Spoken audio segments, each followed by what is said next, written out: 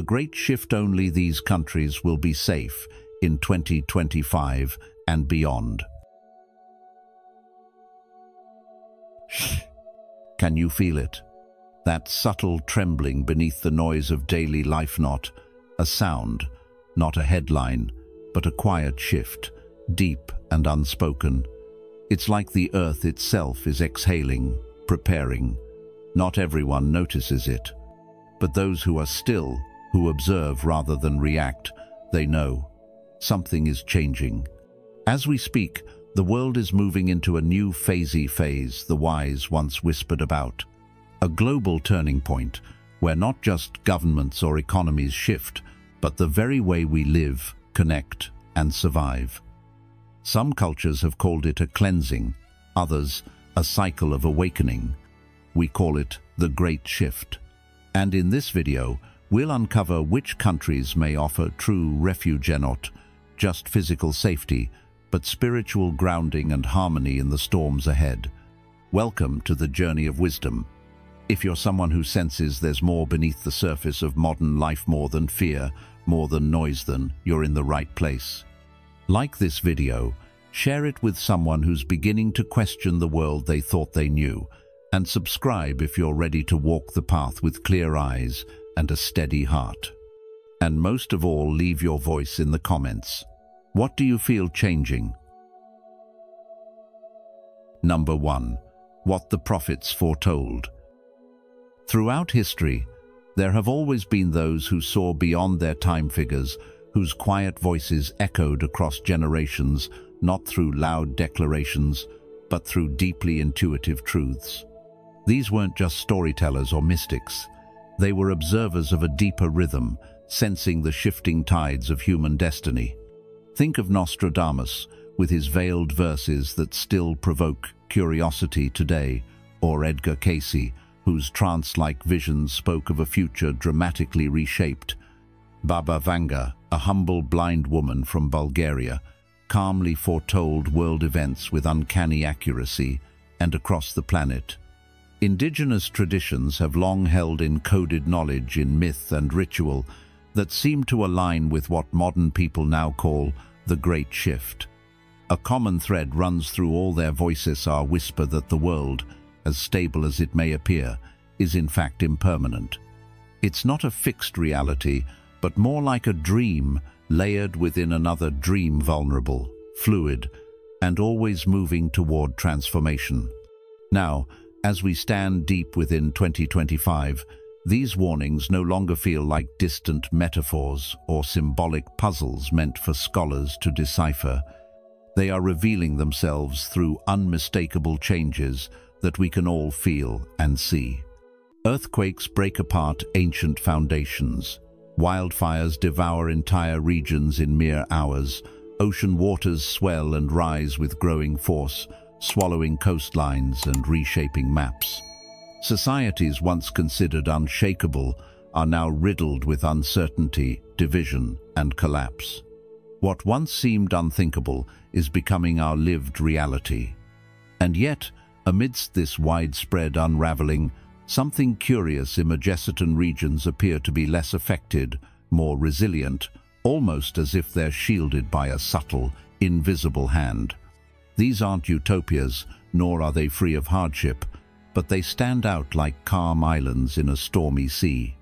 In this episode, we look at these places, the countries that, according to long-held prophecies, may be the safe harbors in a time of global upheaval. It's important to understand that safe doesn't mean untouched by difficulty or magically perfect. Rather, these places may offer a kind of energetic refuge, a chance to reset, to reconnect, and to awaken something deeper in ourselves and in each other. They may become the gathering grounds for those who feel the stirring of a higher consciousness, people no longer satisfied by materialism and competition, but drawn toward community, harmony with nature, and inner growth. In many traditions, this idea of a sacred place during chaos is not new. Ancient texts speak of lands of light or places of refuge that remain balanced while the outer world transforms. Number 2. Countries that may be safe during the shift. 1. New Zealand. Let's turn our attention to a place that feels like it's been quietly waiting for a moment like this. New Zealand. Tucked deep in the southern hemisphere, away from the noise of world superpowers and global conflict zones, New Zealand has always stood apart, not just geographically, but spiritually. With its rolling green hills, ancient forests, and a culture that deeply respects both land and spirit, New Zealand is increasingly being seen as more than just a country. Some now call it a spiritual ark, a safe harbor for those seeking peace, balance, and a new way of living as the world undergoes what many are calling the Great Shift. Have you ever felt drawn to a place you've never been, as if something ancient was calling you home? It's said that the mystic Baba Vanga once mentioned a green land far from the fires where those who remember will gather. While her predictions are often cryptic, many believe this refers to New Zealand, a land removed from the world's burning centers of chaos, where people seeking deeper truths might one day come together. And when you really think about it, New Zealand's geography seems to whisper a similar promise. It's isolated, yes, but that isolation is part of its power. It's geologically young yet filled with timeless energy. The soil, enriched by volcanic ash, grows crops in abundance. Mountains stretch like natural guardians along the spine of the land. Its people, though diverse, are often deeply connected to nature and community. Could this be why so many spiritual seekers, visionaries, and those preparing for uncertain times feel drawn to this land? Some even point to the mysterious ley lines, those unseen currents of earth energy believed by some ancient cultures to shape consciousness and connect sacred sites across the globe. According to this belief, powerful intersections of these lines run beneath New Zealand's South Island, turning it into a kind of energetic sanctuary. Whether you believe in ley lines or not, there's no denying the land's energy feels alive, something you sense more than see. And maybe that's the point. In a world obsessed with speed, power, and technology, New Zealand represents a return to slowness, to stillness, to what really matters. But let's ask an important question. What makes a place truly safe during times of global change? Is it military strength, economic power, or is it something less tangible like harmony with nature, resilience in community, and spiritual depth? As the world becomes more unpredictable, many are starting to realize that true safety isn't just physical, it's emotional, mental, and spiritual. New Zealand, in this light, becomes not just a place of escape, but a place of rebirth, a place where people can reconnect with the earth, with each other, and with themselves. So what can we take away from this? First, that where we choose to live and how we live matters more than ever. Second, that safety isn't just about running away from danger, but moving toward wisdom, sustainability, and inner peace. And finally, we're reminded that sometimes the places furthest from the spotlight are the ones holding the greatest light. As you reflect on your own path forward, ask yourself, am I drawn to a place like this because I'm afraid, or because I'm ready to begin again in a more conscious way? That's the real shift within us. Let this be your invitation to seek not only safe ground, but sacred ground, because in times of great change, where you stand and how you stand can change everything. 2. Uruguay. Let's journey together now to a place that might surprise you, Uruguay.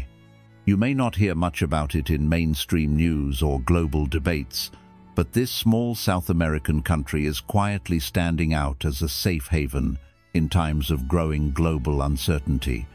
Have you ever wondered where peace might truly take root if the world around us became unstable? Many spiritual thinkers and independent futurists believe Uruguay holds that kind of promise. It's not just about its size or the fact that it has a relatively low population. It's about the deeper quality of life that seems to naturally emerge from its soil, its people, and its energy. The land of Uruguay carries a calm, vibration-stable, grounded, and remarkably free from the kinds of political extremism and environmental crises that seem to shake so many other parts of the world. While neighboring giants like Argentina and Brazil wrestle with economic instability and environmental challenges, Uruguay quietly persists like a quiet breath beneath the storm, reminding us that sometimes strength is found not in power, but in peace. The Buddha once said, "Peace comes from within. Do not seek it without." Uruguay, in many ways, reflects this wisdom on a national scale. Its culture leans towards social harmony rather than division. Its policies support environmental sustainability rather than exploitation, and its people have cultivated a way of life that embraces both modern innovation and traditional simplicity. Could it be that Uruguay's greatest strength lies not in military might or financial power, but in its ability to remain centered in a world growing increasingly chaotic? When we look at the world today with rising tensions, climate extremes, and a sense of unease about the future, it's natural to wonder where safety and sanity might still be found.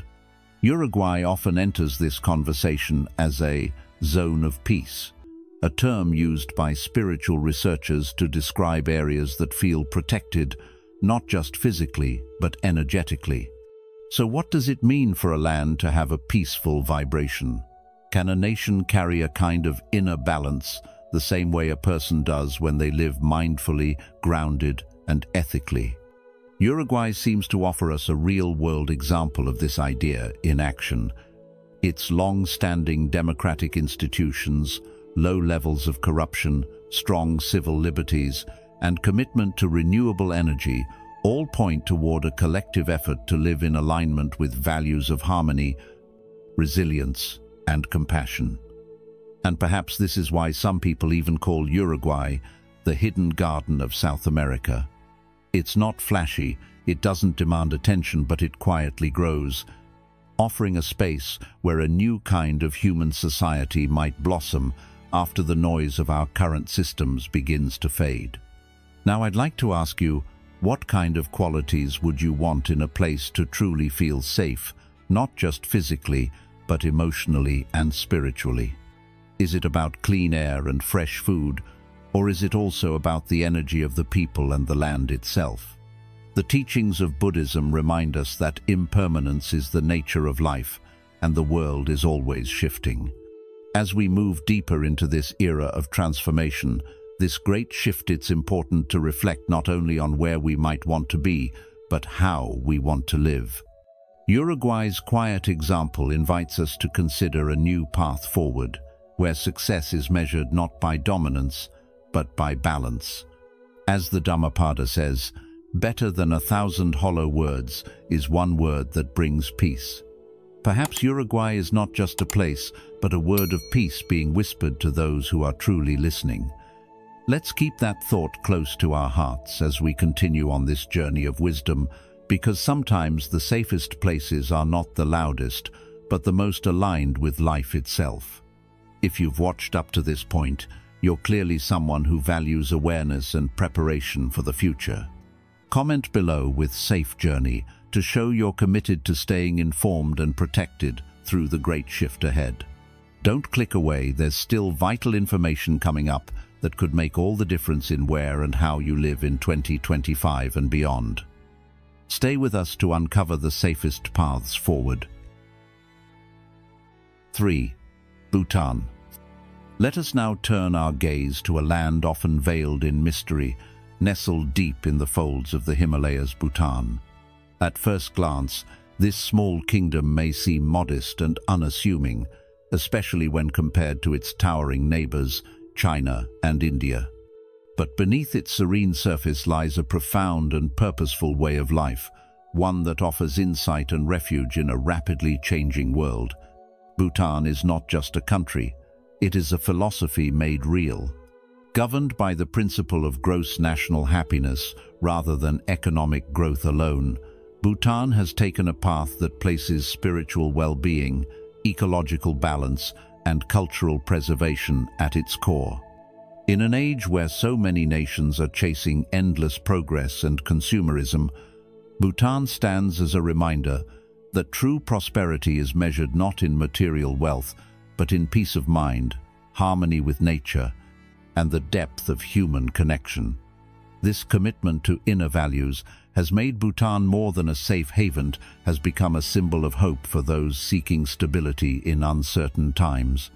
As the world becomes increasingly volatile, facing environmental crises, geopolitical unrest, and societal fragmentation, places that prioritize inner peace and sustainable living are becoming rare sanctuaries.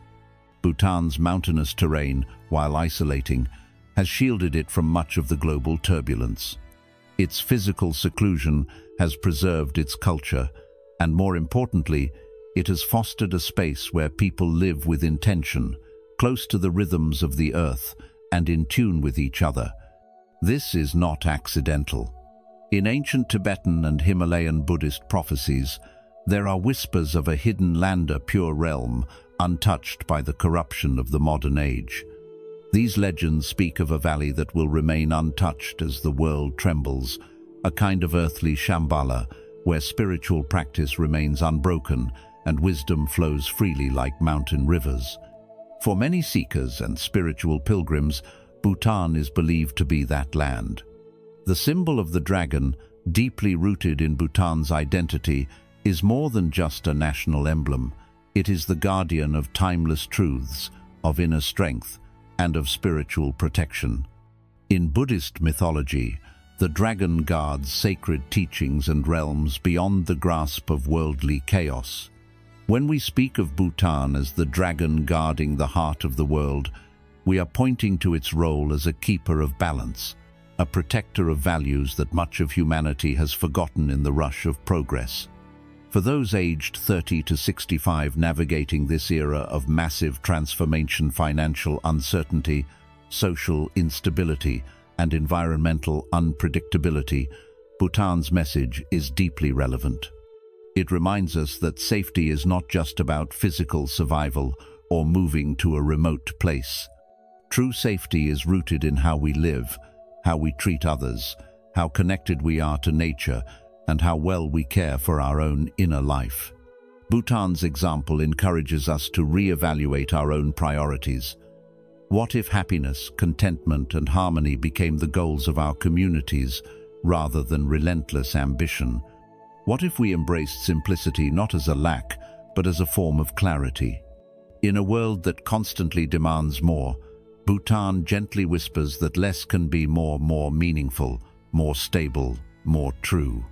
And so, as we contemplate which countries might be safe in the years ahead, let us remember that true refuge is not just found on a map, but in the values we choose to live by each day.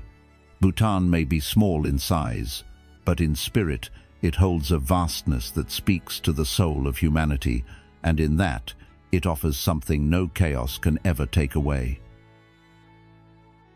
4. Canada, northern and inland regions. Let's turn our attention to a place that often feels like it's quietly watching from the sidelines: Canada. Often known for its vast forests, lakes, and quiet strength, Canada holds a surprising and profound role in the great shift that is slowly unfolding across the planet. As climate patterns begin to change and the balance of global stability wavers, some regions are expected to become less hospitable, too dry, too hot, too unstable. But Canada, particularly its inland provinces and northern territories, stands as an exception to this trend. Isn't it interesting how a land once known for its long winters and frozen landscapes is now being seen in a new light, not as a place to escape from, but as a refuge to move toward? Edgar Cayce, the so-called sleeping prophet, once spoke of a strange vision. He described the lands of the north blooming where once there was snow. Though cryptic at first glance, this prophecy seems to echo what we now see happening before our eyes. As temperatures rise, regions that were once considered too cold or remote are becoming more livable, even fertile. This is not just a geographical shift, it's also a spiritual one. When the old ways begin to collapse, whether through environmental, political, or societal turmoil, people instinctively look for places where they can start again. What if Canada is not just a land of safety, but a canvas for a new kind of society, one that values balance, wisdom, and harmony with nature? Let's go deeper. Canada holds one of the largest reserves of fresh water on Earth. In a future where water scarcity could become one of humanity's greatest challenges, this alone positions Canada as a vital land. But beyond the material resources, there is also a sense of quiet resilience in Canadian culture, a tendency to coexist, to respect diversity, to embrace cooperation over conflict. Could this be the foundation for a wiser, more conscious way of living? It's not just about escaping disaster, it's about choosing where and how we want to build our future. You might ask, is a place like Canada ready for the role it might play in humanity's next chapter? And perhaps more importantly, are we ready to bring with us not just our hopes, but the responsibility to live better than before? It's easy to think of safety in terms of borders and land, but true safety also comes from how we live within ourselves and with one another. As Canada opens up, not only through climate but through its expansive potential, the question becomes, what will we plant there, not just in soil, but in spirit? And so, if you're looking ahead and wondering where the safe spaces of the future may lie, don't just look for shelter, look for places that invite renewal. Canada may be one of those rare lands that holds both. As we move through this period of great change, ask yourself, what kind of world do I want to help build? What values will I carry forward, and how will I contribute to something greater than just survival? Here are some key lessons to carry with you. First, safety is more than location, it's a reflection of our collective choices. Second, change opens the door not just to fear, but to transformation. And third, the places we choose to inhabit tomorrow will reflect who we are today. Let's not just seek refuge, let's seek to rebuild with wisdom. 5. Iceland. Let's take a moment to turn our gaze north, to a land that often escapes the noise of global headlines, but holds a quiet strength that may prove vital in the years to come. Iceland. This island nation, rising from the misty North Atlantic like something out of myth, is more than just a place of stark beauty and isolation. It represents a deeper harmony that blends nature, human resilience, and a kind of quiet spiritual energy that many believe will become increasingly important as the world undergoes what some call the Great Shift. You might ask yourself, what makes a country truly safe, not just from natural disasters, but from the chaos of social, economic, and environmental instability? Iceland offers us a compelling answer. Here, the people live in social cohesion, with a high level of trust in each other and their institutions. They have abundant access to clean, fresh water and a rare treasure in our world today: energy independence, thanks to geothermal power bubbling from deep within the earth. This isn't just technology, it's a living connection to the planet itself. As the Buddha once said, if you wish to know the divine, feel the wind on your face and the warm sun on your hand. Iceland lives this connection daily, listening to the breath of the earth through geysers and volcanic murmurs. In more spiritual or esoteric traditions, Iceland is considered to be situated at a nexus of planetary energies, a place where the veil between the physical and the unseen is thinner.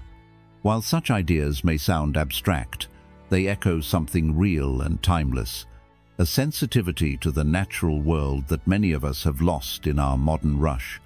The psychic Edgar Cayce, often called the sleeping prophet, spoke vaguely of northern lands becoming vital as the earth rebalances itself through climate changes, shifts in consciousness, and the literal shifting of the poles.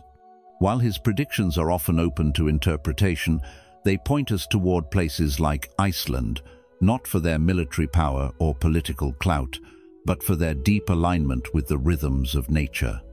If global sea levels rise or climates shift dramatically, Iceland's rugged terrain and elevated geography offer safety.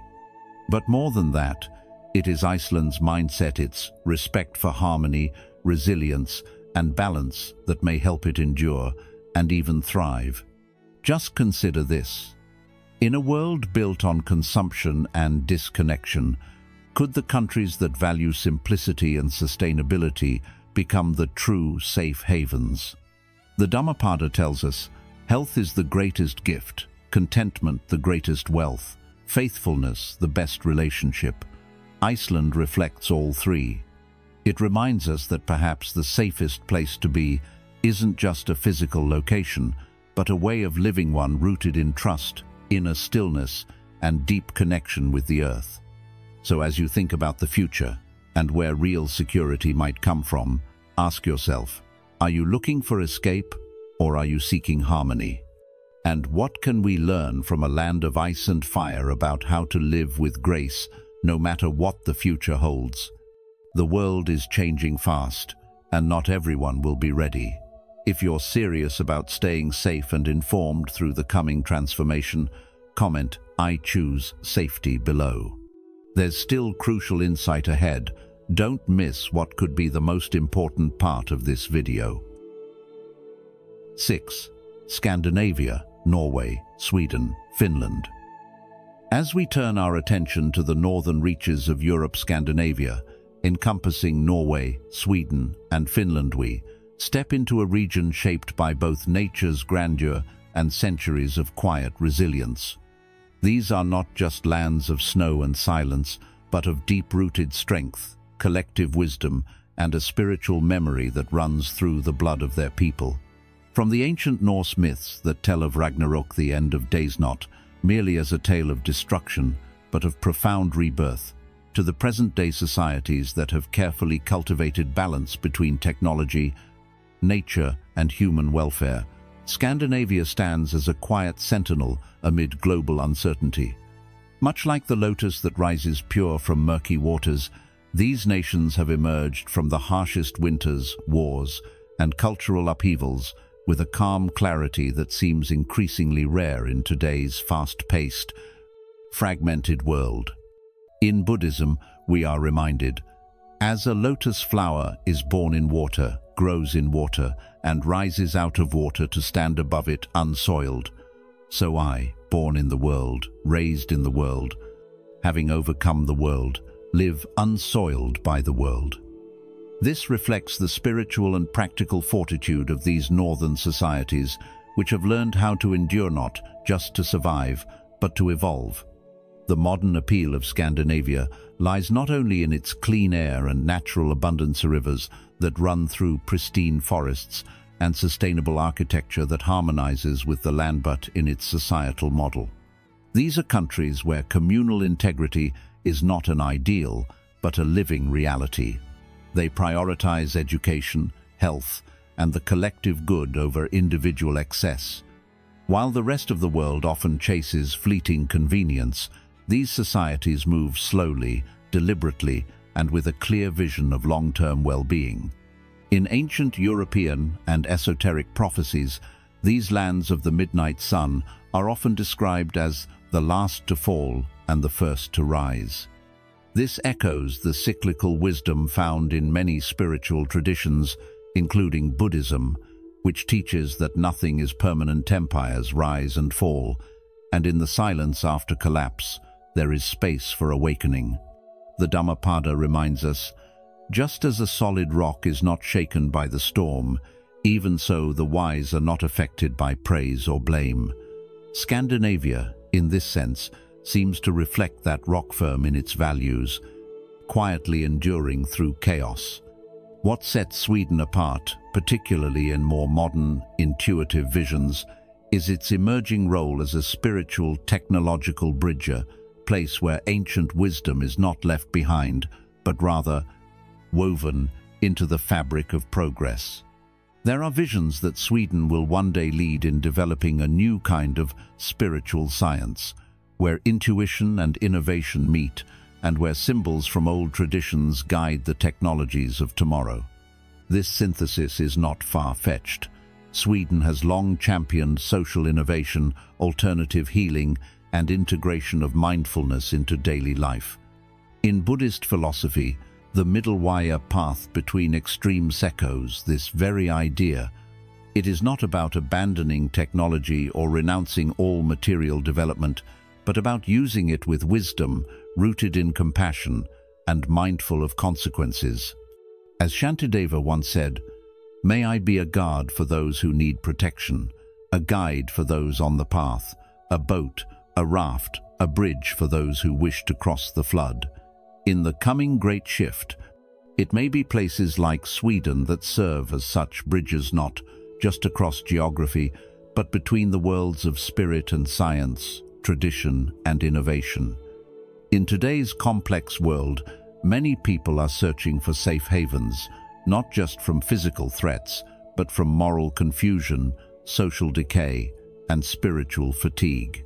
What Scandinavia shows us is that safety is not just about land or borders, it is about values, systems, and the kind of collective consciousness a nation fosters. For those between the ages of 30 and 65, who may be navigating questions about the future, where to live, how to raise children, how to find meaning, this message offers both warning and hope. The great shift is not only coming, it's already unfolding. And it invites each of us to ask not only where we should go, but who we must become. If we adopt the clarity, balance, and ethical grounding that these nations embody, then we, too, become part of the refuge living examples of peace amid chaos. Let the story of Scandinavia remind us.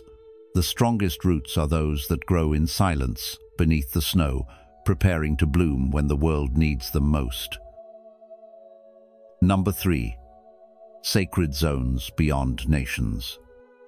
Let's explore something deeper than just geography or politics, something that touches the soul. There are regions in the world that seem to exist beyond the usual definitions of country or state. These are places that many ancient prophecies and spiritual traditions refer to as sacred zones. They include the towering Andes of South America, the majestic Alps of Europe, the vast and mysterious Australian interior, and other high places, remote valleys, and desert sanctuaries. These aren't just beautiful landscapes, they are living spaces of resonance. What does that mean? It means these places hold a kind of energy, a spiritual vibration that has been acknowledged by sages, seers, and wisdom traditions for centuries. These zones aren't just about physical safety or comfort in times of chaos. They're about alignment, about being in harmony with the Earth's deeper rhythms and transitions. When people speak of the Great Shift, they often focus on dramatic changes, climate disruptions, political turmoil, technological upheavals. But beneath all this, there is a quieter shift happening, the return to sacred connection.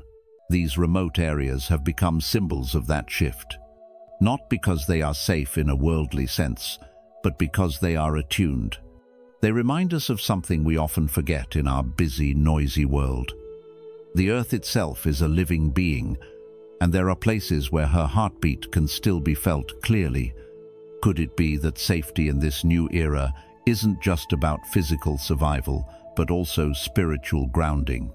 What makes these places feel sacred isn't anything we can measure in numbers. It's something we feel in our bones when we're still and listening. In these regions, history and prophecy meet. Indigenous peoples have long spoken of these areas as refuges, not just from danger, but from disconnection. They are spaces where nature speaks loudly and the ego grows quiet. In many spiritual traditions, people are drawn to mountains, deserts, and hidden valleys for deep transformation. Why? Because these places don't cater to comfort, they strip away distraction. And in doing so, they reveal what's essential. If you think about your own life, where do you feel most alive? most in touch with yourself. Often it's not in the middle of the city or surrounded by noise, but in the stillness of nature, in the vastness of the wild. The sacred zones beyond nations offer that on a global scale they are not about escaping the world, but about remembering our place within it. As we move through uncertain times, the question we might begin to ask ourselves isn't just where is safe, but where is true? What place is called to the deepest part of you? Where can you find not just shelter, but meaning? The lesson here is not to run away, but to seek resonance, to find spaces, both inside and outside, where you feel aligned with life itself. The great shift is not only about navigating external changes, but about tuning into the inner compass that leads us to peace. As the world transforms, those who listen deeply will be guided not just to physical locations, but to a new way of being. So what can we take from this? First, sacred places are not always marked on maps, they are felt in the soul. Second, in a world chasing speed and safety, sometimes the greatest security is stillness and spiritual clarity. And finally, you are being invited not to fear change, but to trust your inner sense of direction. Ask yourself, what places or states of being help you feel connected to something greater? In finding those, you may be discovering your own sacred zone. Number 4. What about the giants, US, China, India, Europe? In considering the great civilizations of our world, the United States, China, India, and Uruguay are not simply peering into maps and economies, but into the soul of humanity itself, reflected through ancient prophecies and evolving realities. These powerful nations, which so often dominate our headlines and decisions, are facing not a singular fate, but a series of critical thresholds. Edgar Cayce and others have suggested that the United States, for instance, is not destined for ruin, but rather stands at a profound moral and spiritual crossroad. It is not the decisions of governments or elites that will define its future, but the collective spirit of its people. Cayce's visions spoke not just in geological terms like the breaking of the West Coast or new lakes forming across the heartland, but also in deeply symbolic language. These transformations hint at both physical and spiritual rebirth. As turmoil brews in places like the inner cities or deserts of Arizona, it is precisely in such unexpected, forgotten places that a new consciousness may arise. It's worth remembering the words of the Buddha. Just as a candle cannot burn without fire, men cannot live without a spiritual life. This moment in America's history is a test of that inner fire. As we shift our gaze to China, we encounter the image of the sleeping dragon, ancient and coiled with power. Prophetic traditions do not see China meeting its end, but rather undergoing an intense internal metamorphosis, a collapse that precedes awakening. For a nation that has long measured its strength through industrial might and global influence, the greater challenge lies inward. Can China reconnect with its spiritual heart after generations of rapid modernization? Many believe that it is only after great upheaval that the dragon will rise not as a threat, but as a guiding force for peace. This too echoes a deeper truth found in the Dhammapada. Greater than conquering 1,000 battles is conquering yourself. China's true leadership may only emerge after such self-conquest, when its ancient roots and future potential align. India, land of sages and software, finds itself suspended between its sacred past and its modern ambitions. While its temples whisper timeless truths, its cities scream with the noise of unchecked growth and inequality. India's prophecy, like China's, is not one of doom but of remembrance. The challenge for India is not to invent something new, but to remember what it already is. If it can hold on to the essence of its spiritual foundation while navigating industrial storms, it may offer the world not just technology, but wisdom. As the Bhagavad Gita reminds us, you have the right to work, but never to the fruit of work. This calls on India not to chase only material success, but to find meaning in the service of humanity, a balance it has long known, but must now reclaim. Europe, meanwhile, is often portrayed as the aging tree, its roots deep and rich, but its branches weathered. Its history has given the world art, philosophy, and governance, but also war, colonialism, and division. The European prophecy lies in rediscovering unity, not merely through politics or treaties, but through shared values and cultural healing. As rising populism, climate migration, and economic instability press upon its doors, Europe's test is to remember that strength lies not in borders, but in compassion. The Buddha once said, "Hatred does not cease by hatred, but only by love. This is the eternal rule." If Europe can return to love not sentiment, but the courage to create may guide a fractured world back toward balance. The thread connecting these nations is clear. Each faces not a predetermined doom, but a spiritual reckoning. The great shift is not about hiding from the storm, but about transforming through it. These civilizations are mirrors for all of us, whether we live in the West or the East. The question remains, are we choosing fear, or are we choosing awakening? In modern life, overwhelmed by technology, divided by ideology, and dulled by routine, we must each become responsible for our own inner alignment. When we cultivate mindfulness, compassion, and moral clarity in our daily choices, we contribute not just to our personal peace, but to the fate of our nations. As we look to the future, let us remember, transformation begins within. The safest place may not be a country, but a state of mind rooted in wisdom, compassion, and courageous awareness. As we've seen throughout this journey, the safest places in the world may not just be those marked by borders, but those aligned with wisdom, harmony, and a deeper sense of purpose. Whether it's the quiet strength of Iceland, the spiritual resilience of Bhutan, or the sacred zones that call to our soul, what matters most is not only where we go, but how we live and who we choose to become. The Great Shift isn't only a global event, it's a personal invitation to slow down, to wake up, and to walk this changing world with clarity, kindness, and courage. If this message resonates with you, help us grow this circle of awareness. Like this video, share it with someone seeking deeper truth, and subscribe to The Journey of Wisdom.